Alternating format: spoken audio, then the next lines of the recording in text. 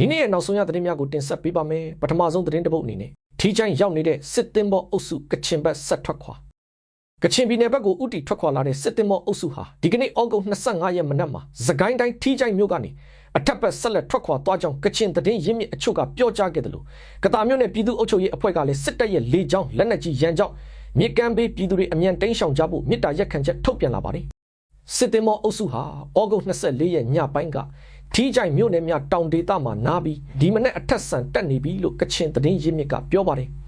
ဒီညတော့ကတာအိတ်မယ်ထင်တယ်သူတို့ကျွန်တော်တို့ဘက်ကတော့ဘာမှမလုပ်သေးဘူးအောက်ဘက်က PDF တွေတော့လုပ်တယ်လို့ကချင်သတင်းရင်းမြစ်ကစစ်သင်းမောအုပ်စုကိုကြားဖြတ်တိုက်ခိုက်မှုအခြေအနေကိုပြောပါတယ်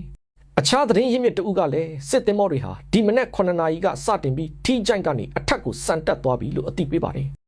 စစ်သင်းမောတွေဟာလက်ရှိမှာထီးချိုင်းမြို့နယ်ကြောက်မော်ကျေးရွာကိုရောက်ရှိနေပြီဖြစ်ကြောင်းကတာပအဖကဒီမနေ့9နာရီဝန်းကျင်မှာအသိပေးပါတယ်မကြမီအတွင်းကသာမြို့နယ်အတွင်းသို့ဝင်ရောက်လာမည်ဖြစ်ပါသဖြင့်မြေကမ်းဘေးရှိမိဘပြည်သူများအနေဖြင့်လက်နက်ကြီးအန်ဒီရဲ့လေကြောင်းအန်ဒီရဲ့မှကင်းဝေးစေရန်အမြန်ဆုံးရှောင်ရှားပေးကြပါရန်မေတ္တာရက်ခံအသိပေးနှိုးဆော်အပ်ပါသည်ခင်ဗျာလို့ကတာပအဖကထုတ်ပြန်ပါတယ်စစ်တပ်ဟာအရက်သားပြည်သူများတာသနိကအဆောက်အဦများကိုပါပြစ်မှတ်ထားတိုက်ခိုက်နေတာကြောင့်ပေါ့ဆခြင်းမပြုတ်ဘဲရှောင်ရှားပေးကြဖို့လဲကတာပအဖကအလေးအနက်ထားတိုက်တွန်းထားပါတယ်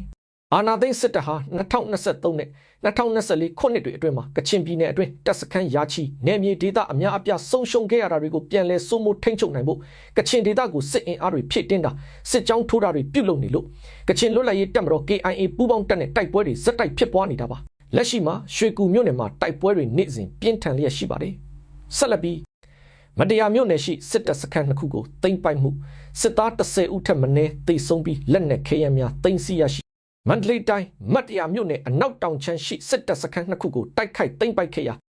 စစ်သား10ဦးထက်မနည်းသေဆုံးပြီးလက်နက်ခဲယမ်းများလည်းသိမ်းဆည်းရရှိခဲ့ကြောင်းမတ်တရာမြို့နယ်ပကဖမှသတင်းနှင့်ပြန်ကြားရေးတာဝန်ခံကိုတောင်းကပြောပါတယ်။ဩဂုတ်လ13ရက်နေ့နနက်3နာရီခွဲခန့်တွင်မတ်တရာမြို့နယ်အနောက်တောင်ချမ်းရှိ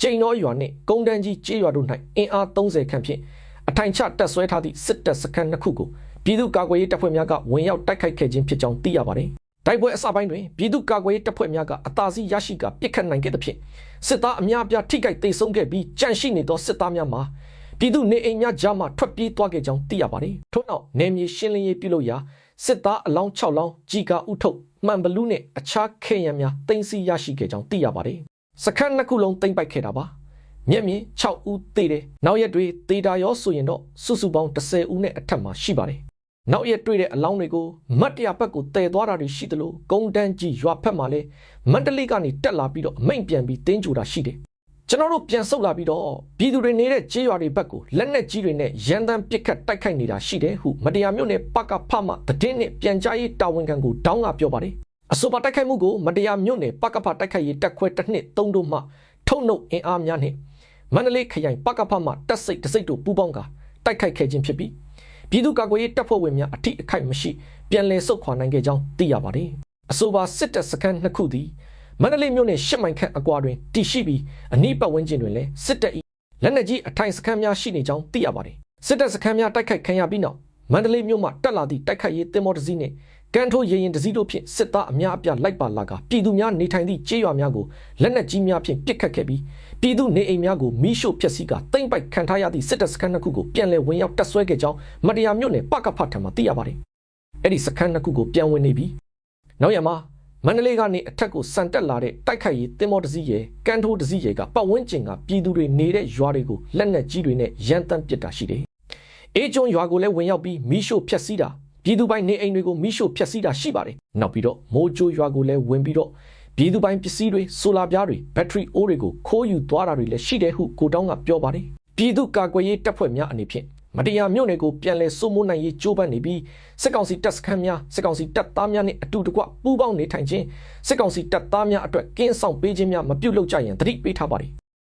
ထို့သောကင်းဆောင်ပေးခြင်းများပြုလုပ်နေစဉ်ပြည်သူ့ကာကွယ်ရေးတပ်ဖွဲ့များကစစ်စင်ရေးဝင်ရောက်လာပါကထိခိုက်ဒေဆုံးမှုများအတွက်တာဝန်ယူဖြည့်ရှင်းပေးမည်မဟုတ်ကြောင်းလည်းမတရားမြို့နယ်ပကဖကအသိပေးထားပါတယ်။ပြည်သူတွေကိုတိုက်တွန်းချင်တာကပြည်သူတွေအားတင်းထားကြပါကျွန်တော်တို့အနေနဲ့မတရားမြို့နယ်ကိုပြန်လည်စိုးမိုးဖို့အတွက်စ조사နေပါတယ်လို့ပြောချင်ပါတယ်